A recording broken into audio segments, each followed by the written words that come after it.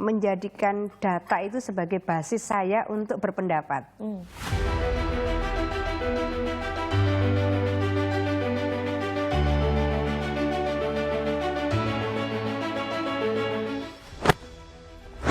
Sudah jadi politisi sejak Orde Baru masih berkuasa, Hovifa Indar Parawansa yang menjabat Gubernur Jawa Timur saat ini sangat mudah menarik perhatian publik dan media, meski hanya melakukan kesalahan kecil atau bahkan tidak terlibat secara langsung.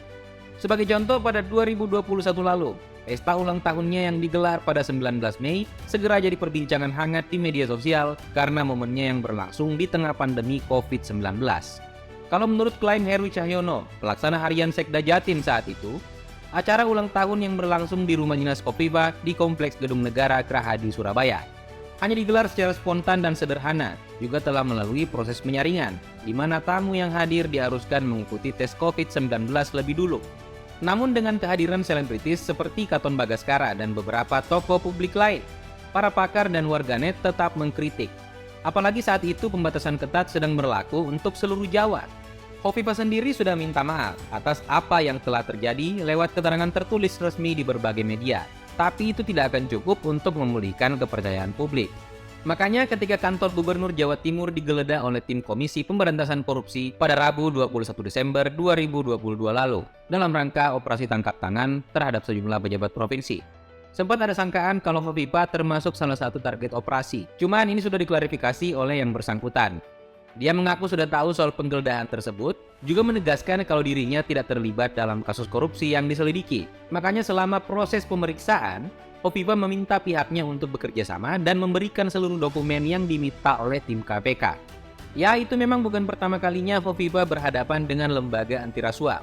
Pada 2019 lalu, dia adalah salah satu yang diperiksa oleh KPK terkait kasus korupsi yang melibatkan Kemenak.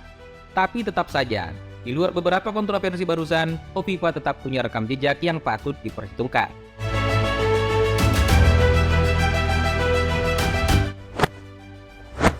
Lahir dengan nama Hovifa Tegista di Surabaya pada 19 Mei 1965, Gubernur Jatim ini bukanlah anak dari pasangan orang tua yang kaya raya. Ayahnya, almarhum Haji Ahmad Rai, hanya seorang petani dan peternak sapi perah. Sedangkan sang ibu, Haji Rohmah, cuma ibu rumah tangga biasa. Hovifa menamatkan pendidikan di SD Takuma Surabaya, kemudian lanjut SMP Hadijah Surabaya, lalu SMA Negeri 9 Surabaya, hingga S1 Fakultas Ilmu Sosial dan Ilmu Politik Universitas Erlangga yang dia tempuh bersamaan dengan kuliah S1 di Sekolah Tinggi Ilmu Dakwah, Surabaya. Setelah lulus dari Unair, Hovifa menikah dengan almarhum Indar Parawansa alias Deng Beta pada 1992. Lalu melanjutkan pendidikan lagi di S2 Fakultas Ilmu Sosial dan Ilmu Politik Universitas Indonesia, Jakarta. Dari pernikahannya dengan sang suami yang berpulang pada 15 Januari 2014 lalu karena penyakit gula dan gagal jantung, Hovifa dikaruniai 4 orang anak, yaitu Fatimah Sang Managaldi Parawansa, Jalaluddin Managaldi Parawansa, Yusuf Managaldi Parawansa, dan Ali Managaldi Parawansa.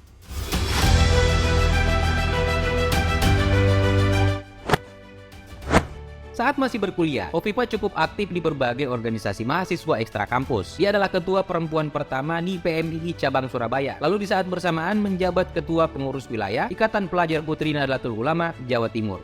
Hovifa juga sempat aktif di Komite Nasional Pemuda Indonesia sebelum akhirnya bergabung dengan P3 dan terpilih jadi ketua fraksi di DPR RI dalam kurun 1992 hingga 1997. Berdekatan dengan masa jabatannya sebagai pimpinan Komisi 8 DPR RI dari rentang 1995 hingga 1997, juga anggota Komisi 2 DPR RI dari rentang 1997 hingga 1998. Ketika para petinggi NU resmi membentuk PKB, Hovifa keluar dari P3 dan jadi salah satu anggota terawalnya. Bahkan dia menduduki jabatan Wakil Ketua DPR RI pada 1999 menggunakan kendaraan politik ini. Dari sinilah karirnya terus menanjak. Setelah jadi sekretaris fraksi Partai Kebangkitan Bangsa di MPR RI pada 1999, dia terpilih jadi Menteri Negara Pemberdayaan Perempuan di era Gus Dur pada 1999 hingga 2001, bersamaan dengan posisinya sebagai Kepala Badan Koordinasi Keluarga Berencana Nasional.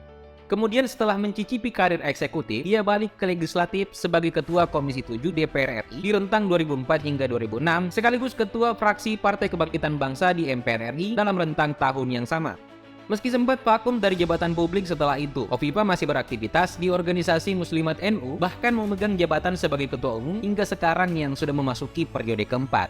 Namun dengan statusnya sebagai birokrat dan politisi berpengalaman, pada akhirnya Kofifa kembali dipercaya menduduki jabatan publik sebagai Menteri Sosial di Kabinet Kerja Jokowi JK selama 2014 hingga 2018. Lalu setelah jabatannya berakhir di situ, dia terpilih jadi Gubernur Jawa Timur pada 2019 bersama wakilnya Emil Dardak. Ya, kita bisa bilang kalau dari 3 jenis kekuasaan yang berlaku di Indonesia, hanya lembaga yudikatif yang tidak pernah dicoba oleh ibu 4 anak ini.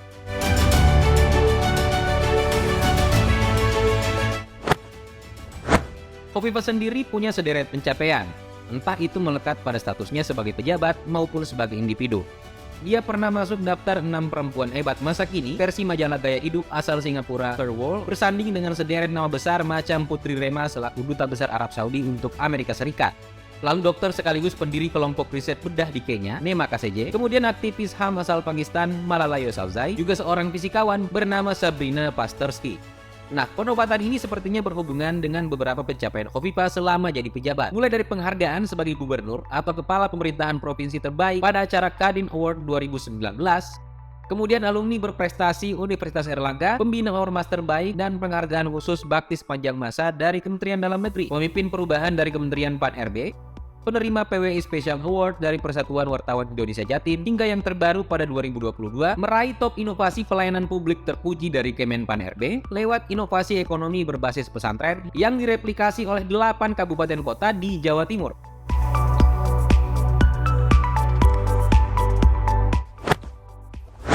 Tentu dengan karir panjang sebagai pejabat publik, Kofifa punya kehidupan yang terjamin dari segi pendapatan dan praktis dapat banyak kesempatan untuk menumpuk kekayaan. Makanya menurut LHKPN terakhir yang dimasukkan pada 25 Maret 2022, total hartanya yang tercatat adalah 24,7 miliar rupiah, meliputi 35 tanah dan bangunan di Makassar, Palu, Donggala, Sigi, Takalar, Goa, Jakarta Selatan, Surabaya, Sidoarjo, dan Purwakarta dengan nilai keseluruhan mencapai 17,9 miliar rupiah. Kemudian di luar itu ada alat transportasi dan mesin senilai 835 juta rupiah yang terdiri atas 2 unit mobil dari merek Toyota Kijang Innova Minibus 2006 dan Toyota Alphard 2018. Dan di luar semua aset barusan masih ada harta bergerak lain senilai 602 juta rupiah serta kas dan setara kas sebesar 5,4 miliar rupiah.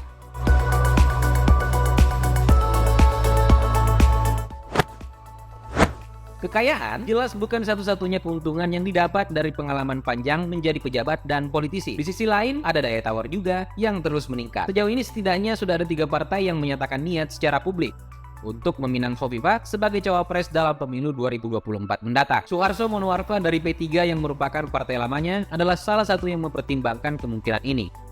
Kemudian di luar itu, masih ada 2 partai dari Koalisi Perubahan, PKS dan Nasdem, yang lewat wasekjen masing-masing Ahmad Ali dan Mardani Alisera sempat mengutarakan niat untuk memesankan Kofifa dengan calon presiden dari aliansi mereka, Anies Baswedan.